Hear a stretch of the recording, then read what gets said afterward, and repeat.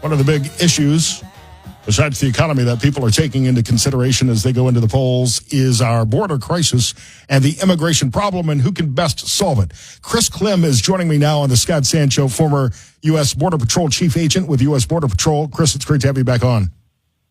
Hey, good afternoon. Great to be on. Yes, it's an important issue for everybody, not just the border states, around the country and quite honestly around the globe, because the smugglers and the criminal organizations are paying attention to U.S. politics to see how things are going to go. We're seeing migrant crime in every city in the U.S. now, and every state, as you said, a border state. I mean, we've seen stories out of Springfield, Ohio, out of Aurora, Colorado, and of course we know what's happening in major cities like New York and Chicago as well. Yeah, we've been saying this, and when I say we, there's a collective group of about 4 or 5 retired chiefs and people around the immigration enforcement world, and we've been saying this for the last few years, and heck, I was even saying it when I was still working. Every town's a border town if we don't secure our border. And you're seeing that play out, just like you mentioned. Every major city, every state is not immune from these migrants that are being caught and released, and then some of the petty crime, but some of the awful, horrific crimes, the murders, the rapes, the assaults, the Tren de Aragua, the Venezuelan gang's taken over places in Colorado. And look, I was just in Colorado Springs last week, and people are angry about that. Like, they can't believe the nonsense that's being put out there by politicians and some media outlets. This is real. This is impacting lives, and it's beyond the border. It's facing everybody now. So, it's interesting. Kamala Harris is trying to argue that Donald Trump blocked the so-called bipartisan immigration bill earlier this year because he wanted a wedge issue. There were a lot of problems with that bill, and I'm not sure it would have really solved anything other than throwing a lot of money at the problem. Well, that bill was terrible. Let me tell you, I think that from the get-go, trying to have a bipartisan solution makes sense. But let me just tell you, and your audience there, it was weak at best. And, the House passed a bill, but the Senate never took it up, and that was a border security bill. But let me just highlight a few things in that Senate bill, why we're so thankful it didn't pass. First of all, zero mentions or policies addressing the atrocities of human trafficking and child trafficking in that bill. That is a problem that faces everybody, shouldn't be partisan. There was $1.4 billion of our taxpayer money set aside for non-government organizations via grants to help release illegal aliens, otherwise inadmissible people, into this country. And it specifically prohibited using any of this bill's money for any of the technology that was part of the border security system that was passed in 2020. So all those technology gaps, all those sensors that were never turned on, we couldn't use any of that updated money in that bill, let alone codify the amount of people that were allowed to come in before they triggered an emergency response. And one last thing that was so bad about that bill, it said it required of no less than 1,400 people a day would be processed and released through our ports of entry. This is ridiculous. It was not a security bill. It's laughable that they even say border security tied to this bill. It was an immigration bill. It was an immigration facilitation bill, let alone all the pork that was sent out there to other countries. So thank goodness for the American people that it didn't pass. And one last thing, and I always say that, but one last thing, it didn't even pass the Senate. There were Democrats, once the text came public, that wouldn't vote for it. So Kamala Harris is gaslighting and flat out lying about that bipartisan bill. It did not even get passed through the Senate. It was really the first step towards amnesty, in my opinion. If it had passed, that would have been the next bill that they would have taken up. H.R. 1, which has been sitting in the Senate, was a much better bill, although I'm not even sure that went far enough. It went far enough to pass the House, but doesn't completely solve the problem. Chris Clem is here on the Scott Sand Show, a former chief agent with the U.S. Border Patrol. As we're looking at the problem, and I don't think there's any doubt that Donald Trump will work strongly to secure the border as he did in 2016 and during his administration then. But he's also talking about deporting the illegals who are in our country now. Is that even realistically possible based on the 14 million or so that are in this country illegally today? I don't know how you would conduct such a mass deportation like that.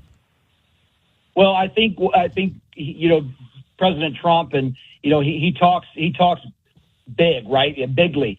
I think what we're hearing and what I think he's talking about, and we've even heard in some different chatter and different interviews, starting with, those that have the outstanding warrant of removal, those that have already been through the judicial process and were denied, and they were ordered removed from this country, ordered deported, and they never left. Let's go get those. Let's go after those national security threats, those people that have been let in or that end up, weren't vetted and end up having ties to countries that are harmful to us, the criminal aliens. I think if we have a strategic conversation, say, look, we're going after criminals, we're going after national security threats, we're going after those that have already been seen by a judge and were ordered removed, I think that sends a clear message that's more palatable.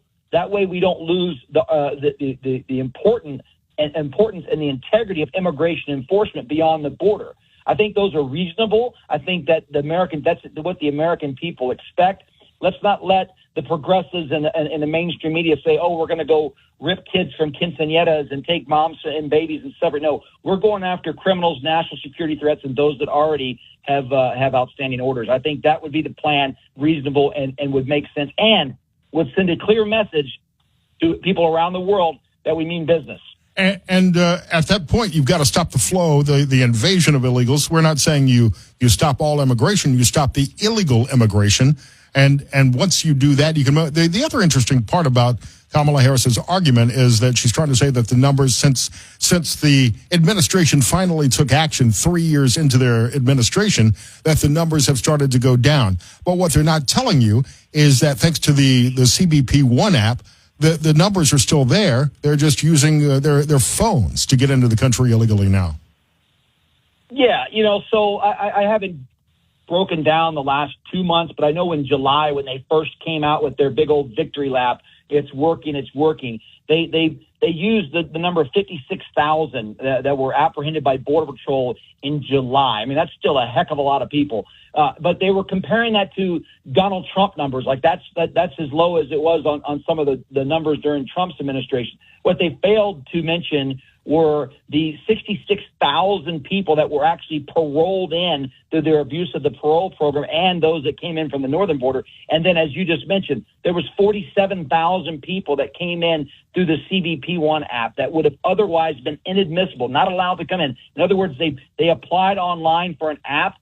We think it was them, but we also know the smugglers have been doing that as part of their smuggling package, and they were allowed to come in pending a hearing. So there was actually 170,000 otherwise inadmissible aliens that were allowed in July, but they won't tell you about that. So yeah, they're abusing that. But let me just also remind the viewers that numbers are picking up again.